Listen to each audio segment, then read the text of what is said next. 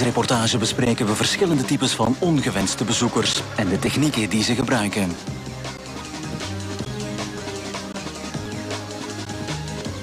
Deze ex-inbreker bijvoorbeeld. Hij demonstreert ons hoe hij vroeger te werk ging. En dit kind in de wagen maakt deel uit van een inbrekersplan. Vorig jaar werden in Groot-Brittannië 1,5 miljoen inbraken gepleegd. Je hebt hier nu 96% kans dat je minstens 1 keer in je leven een inbreker op bezoek krijgt. At one end of the scale of burglary, there are 15-year-old boys going out and breaking into 20 houses in one afternoon and not getting goods worth more than £20 from any one of them.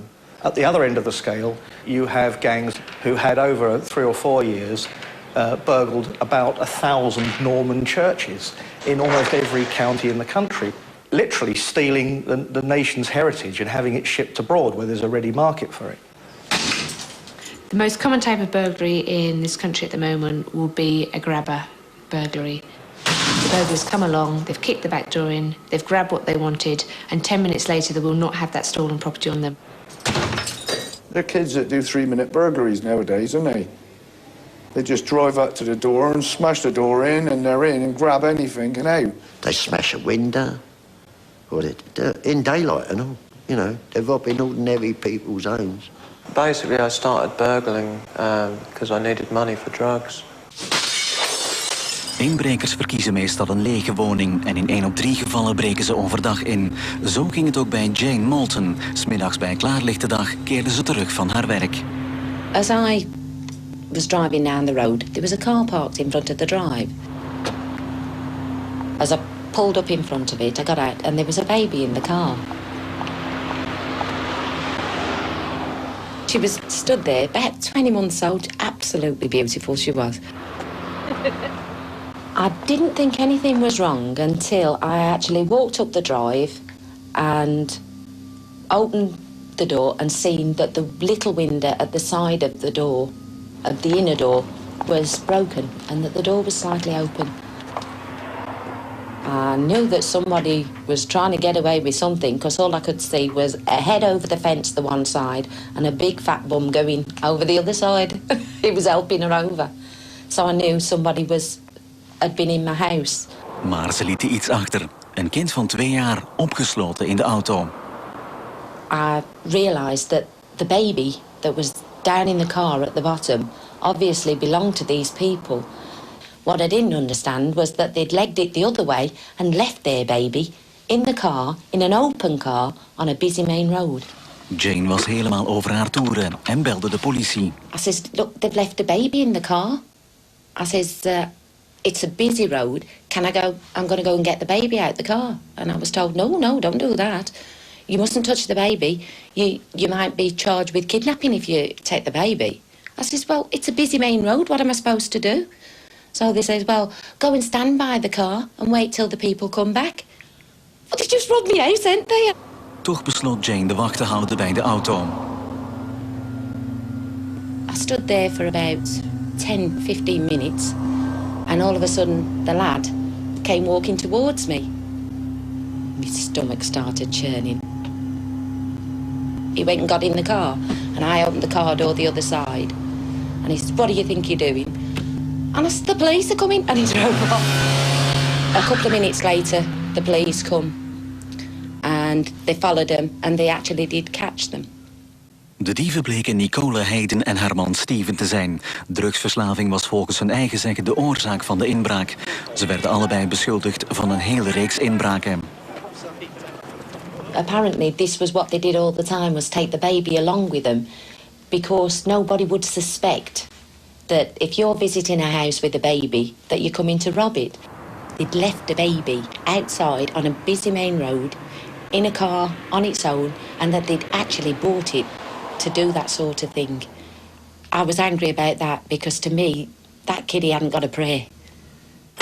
Op dit ogenblik zijn er ongeveer 14.000 inbrekers aan het werk in Groot-Brittannië. Colin Nichols was vroeger één van hen. Gedurende 30 jaar brak hij in 800 huizen in en bracht in totaal een 10-tal jaren van zijn leven door achter de tralies. The easiest things to get out of are things that people leave in their garden sheds and garages, like mowers, chainsaws, strimmers, and all that sort of thing. And if you get enough of them, the amount of money adds up to a lot. David Kok plunderde 15 jaar lang huizen om zijn heroïneverslaving te bekostigen. The easiest things to place are electrical goods. You'd be looking at computers now, I'd imagine, laptops especially. Wait till maybe after 12, 1, 2 o'clock. Drive around the property a couple of times. If I had the phone number, I'd ring. Om zeker te zijn dat er niemand thuis was. Go in, get what I went for, maybe have a quick flick round, and that would be it. I'd never take any ID with me on a job, always wear gloves. I was going home from the pub one night, past the local policeman's house. There was a dustbin with a lid off and a pile of shoes and boots on the bin, so I just picked a pair of these shoes off. So when I went to commit a burglary after that, I wore the policeman's shoes, and so if I left any footprints behind, they'd say, well, that's one of ours passing by, but the one they passed by was the one they were really looking for, wasn't it? Bij bijna de helft van de inbraken zijn de bewoners gewoon thuis. In het milieu wordt dit binnensluipen genoemd. They might start creeping in someone's back door where they've left the back door open, grabbing their handbag off the kitchen sink. And then as they grow in confidence and as they learn from their other friends, they'll actually start committing burglaries, for example, breaking in when the person's actually home, forced entry, while they're asleep at night. They just get a real buzz out of it. They like the excitement of the fact that the occupants are sleeping in the house or sitting in another room. Well, I've done it when they've been in bed. Asleep. I've looked at them asleep. And I've walked round and picked their gear up and got what I wanted and gone out. Ex-inbreker Paul Williams was vroeger zelf een binnensluiper. Hij brak bij wel 200 gezinnen in, meestal in het midden van de nacht. I think I'd break in around about 3 o'clock, in between 3 and 4 o'clock in the morning. Because that time, I believe that people are in their deepest of sleep. We willen wel eens weten hoe snel en vooral hoe geruisloos een inbreker kan binnensluipen. Dus rusten we dit huis uit met de nodige opnameapparatuur en vragen Paul om in te breken. Om veiligheidsredenen kunnen we niet tonen hoe Paul precies inbreekt, maar hij gebruikt een zogenaamde gebruikelijke techniek. Kijk onderaan je scherm. De curve toont het geluidsniveau dat we op dit moment registreren in een van de slaapkamers op de bovenverdieping. Paul produceert zo'n 30 decibel. Dat is 5 decibel lager dan het geluidsniveau waarbij we volgens experts wakker worden. Nergens in dit huis kunnen de bewoners ook maar vermoeden dat ze hun woning delen met een dief. They know that if they go to somebody's house at 20 to 8 on a Wednesday night, that they may be watching Coronation Street. So what a perfect opportunity. I've got 20 minutes to wander around the house, helping myself to absolutely anything I wish. Paul's bewegingen zijn nog steeds praktisch niet te registreren. I normally bend my knees and I sort of walk from side to side, like a bit like a ninja or a cat. I think it's the easiest way to move around quietly. Burglars can be very quiet when they want to be. For example, one burglary I know of, the burglar actually came up the stairs and was searching around the victim's bed while they were asleep, and even searched in the cupboard above their bed using a candle, and the wax actually would dripped all over them while they were asleep, but they still actually never woke up and didn't realise they'd been burgled until the morning. En nu het moeilijkste gedeelte, de trap.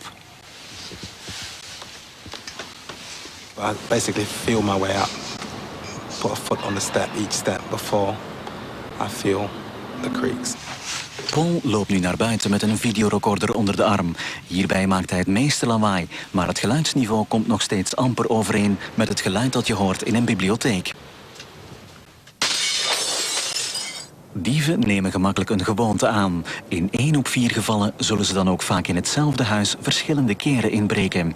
Dit doodgewone huis in Cambridgeshire heeft een vreemd geheim. In een periode van 18 maanden verdween er 36 keer geld, zonder dat er ook maar het minste teken van inbraak te bespeuren viel. I just could not figure out how the person was getting into the house, stealing the money, and then leaving the house without leaving any trace forensically or otherwise. It was completely baffling. De bewoners werden wanhopig en spendeerden €1200 aan bewakingscamera's. Ze hingen er een in de hal om de voorkant in het oog te houden, in het schuurtje om de achterkant in het oog te houden en in de keuken. Lang hoefden ze niet te wachten. Na 7 dagen arriveerde deze ongewenste bezoeker. The suspect is getting out of the van and then he walks towards the house. Has a quick look at the front of the house. Seems happy and is then moving round towards the back of the house. The suspect moving the wheelie bin out of the way. En hij weet blijkbaar precies waar hij naartoe wil. In enkele seconden is hij binnen.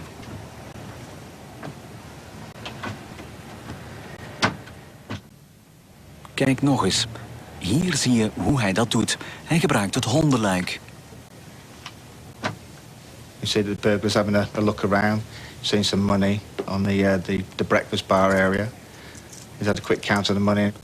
De dief grabbelt de muntstukken bij elkaar en vlucht snel weer naar buiten. Dit keer door de voordeur. Hij is weer €180 rijker. Een kwartier later arriveert de bewoonster. Haar buurvrouw vertelt dat ze een geheimzinnige bezoeker heeft gezien. Daarop bekijkt ze de tapes van de bewakingscamera's en ze gelooft amper wat ze ziet. De dief blijkt een vriend des huizes te zijn. He was adamant he hadn't been in the house or taken any money. It was quite satisfying knowing I had the ace in my pocket with the video evidence. Later werd de dief schuldig bevonden en moest hij een geldboete van €1500 betalen. Sindsdien werd er in dit huis niet meer ingebroken. Na de onderbreking kom je te weten waarop je moet letten als je geen ongewenste gasten over de vloer wil krijgen.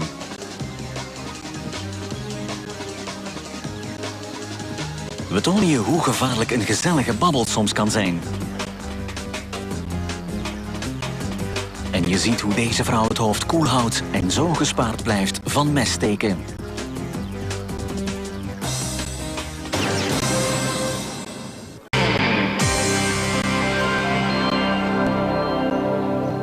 Dit lijkt een doodnormaal huis in de rij, maar voor het goed getrainde oog van de inbreker is dit een makkelijk doelwit.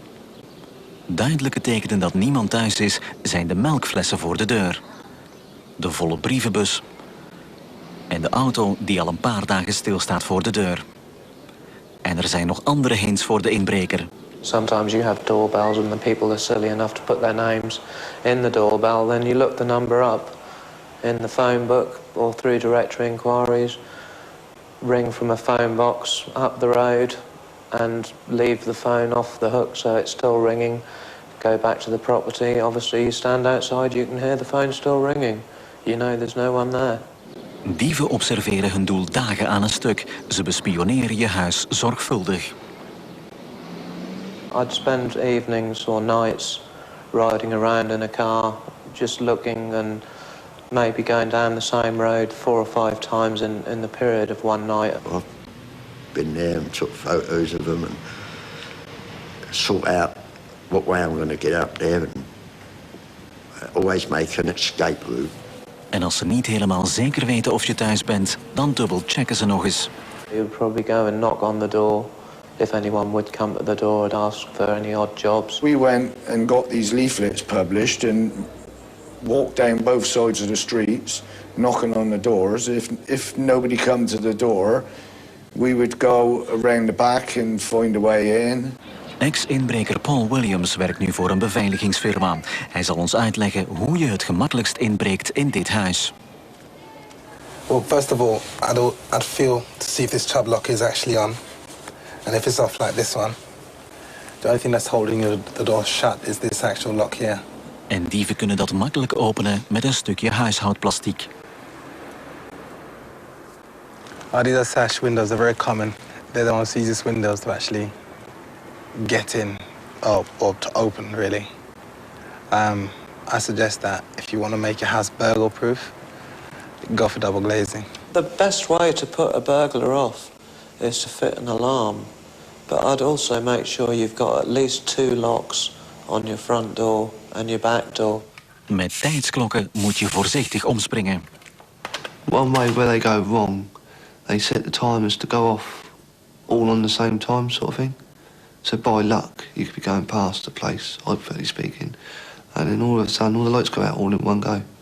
And it's physically impossible for someone to turn the light off upstairs and downstairs and hallways and everything else. So that's telling you that they're out.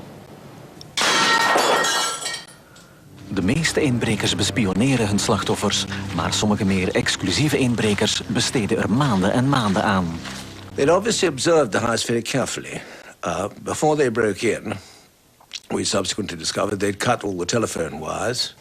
Toen Sir Lancelot Bell Davis terugkeerde van een 4-daagse trip naar Schotland, was zijn huis in Hampshire helemaal leeggeplunderd. They took, with considerable care, anything that could reasonably be sold, but it was quite clear to us that afterwards that the man was an expert, because he didn't take any silver-plated items, only took solid silver items, and there was a fair amount of solid silver in the safe. Kevin Wilcox is een van de 4 inbrekers die hiervoor verantwoordelijk waren. Went round the grounds, made sure there weren't anyone on the grounds, had a look. Then we done the phone wires. Vervolgens schakelt Kevin met behulp van een stukje huishoudfolie het alarm uit. Went away to a field at the rear of the premises and all sat down and then decided they wanted a cup of coffee, and one of the gang actually went off to a local petrol station and bought them all cappuccinos and returned it whilst they sat there waiting for everything to dry off. It was a very nice place, really. There was some extremely nice bits in it. De bende vlucht met antieke voorwerpen voor een totale waarde van wel €30.000. Al vlug werd duidelijk dat dezelfde bende systematisch ook andere welstellende inwoners van Zuid-Engeland beroofde. They mainly targeted people of the higher class level, people of money, people that had big mansion houses, people that had antiques, silverware and that type of property. They weren't your credit card burglars. En ze gebruikten blijkbaar 1 bepaald boek als leidraad bij hun inbraken. The leader was an expert in antiques. He examined local houses, mostly I think in the Hampshire area. Largely the police know me from reading Who's Who and guessing who might have stuff that was worth taking. It was a joke at first, just going through the book. The more told you everything about the person. In 1997 werden 11 leden van de WSW-bende samen veroordeeld tot in totaal 69 jaar gevangenisstraf. In de 5 jaren dat zij actief waren, pleegden ze meer dan 200 inbraken en stalen ze goederen voor een totale waarde van €3 miljoen. You know, I spent nearly 40 years in the Navy. And sailors don't like thieves. They hate them. They are despicable. To a sailor, a thief on a mess deck is the lowest form of animal life. Zelfs uit het meest onschuldige gesprek kan een dief voor hem bruikbare informatie halen. Toen Richard en Helen Blackiston terugkeerden van een weekendje Parijs, wachtte hun zoon Scott hen met slecht nieuws op. We'd taken a day off work so that we didn't walk into an empty house, which had no French windows, and a big hole in one of the window frames. And he explained what had happened. We'd been broken into while we were away. De inbraak was bijna identiek aan die bij Carol Davis een half jaar voordien. When we arrived home, the police were already here, checking, taking fingerprints. De politie van Hampshire begon in te zien dat deze inbraken verdacht veel gelijkenissen vertoonden. Initially, the police became aware of about 4 or 5 houses that had been broken into in this way. But after quite a lot of investigation, the number rose to approximately 22. Al deze inbraken gebeurden in Hampshire. De dieven kwamen steeds door het raam naar binnen en de bewoners waren nooit thuis. Several of the occupants of these houses had been on holiday at the time of the burglary. So we further inquired and established that they'd actually gone out through Southampton Airport. And when you actually looked even deeper, there always seemed to be at least 2 people going out on the same flight, which of course would indicate that there was no one possibly in the house at the time. We then analysed which people would have had access to the information to enable the burglaries to be carried out. One person that stuck out right from the very beginning was Catherine Harrison. Zij werkte voor British Airways op de luchthaven van Southampton. Ze had de gewoonte een babbeltje te doen met de passagiers aan haar balie. Het leek altijd op een onschuldig gesprekje. She was over-friendly. I felt afterwards she was asking me, is this weekend going to be business or pleasure? And of course, being very chatty, you tell everyone your life story if you're not careful. She actually quoted my address at the time. You get asked questions. You know, where you going, why are you going? And, you know, I remember saying that we were going away. It was our 25th wedding anniversary, and that's why we were going to Paris. And of course, you get into a conversation and you discuss things about your house or whatever. And you think nothing of it. De politie had nu wel een verdachte, maar nog geen bewijzen. From the addresses that Catherine Harrison was removing from the airport, we were able to identify vulnerable properties. We approached those people and essentially we monitored their houses. And eventually one of the houses which had featured on the computer was broken into and there were police officers there waiting for them.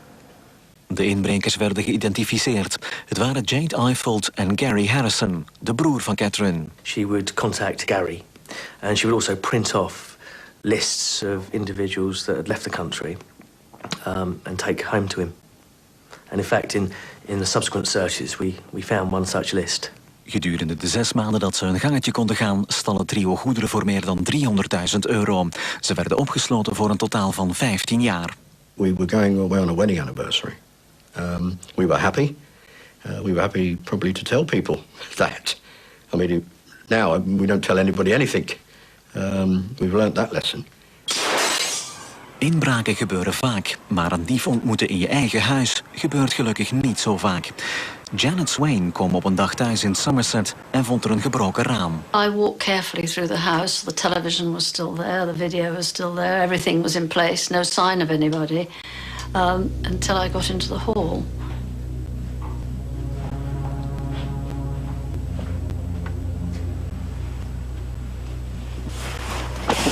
And then suddenly a dark figure sprang out from behind the living room door with its arm raised and some kind of weapon in it. And we grappled together, but he was stronger than I was, and grabbed me by the shoulder and said, if you don't scream, I won't hurt you. De inbreker zwaait vervaarlijk met een mes en vertelt Janet zijn wanhopige plan. He said, I'm a drug addict. What I want is money. I need money. And he said, but I want you to drive me to Radstock. Hij overmeestert haar en dwingt haar 30 kilometer te rijden naar Radstock, zodat hij daar drugs kan gaan kopen. Every time we came to a police camera check, I tried to speed up, but of course, nothing happened. And we eventually got to Radstock. Voor meer dan een uur is Janet een gevangene in haar eigen wagen. I was beginning to puzzle as to how I could get out of the car faster than he could stick a knife in me. Maar dan keerde het tij. I noticed his eyelids begin to droop. You know, as a parent, you're desperately trying to put children to sleep. You notice these signs. En zo kwam ze opeens op een idee. I thought, well, if I can get him to nod off, I might be able to get out of the car quietly. I did everything I possibly could to make him sleep. I drove as slowly, didn't take any violent turns. I spoke to him in a low and monotonous voice about this and that. I turned up the heat, turned off the outside ventilation, and bit by bit he did nod off. Several times he jerked awake and looked at me suspiciously, but eventually his head fell right forward and he was asleep. Maar Janet moest natuurlijk nog wel uit de wagen geraken. I drove very, very steadily until I could find somewhere where I could see that there were people around who would have a telephone. So we drove into Chilcompton to a garage, and I parked on the front there and crept out of the car.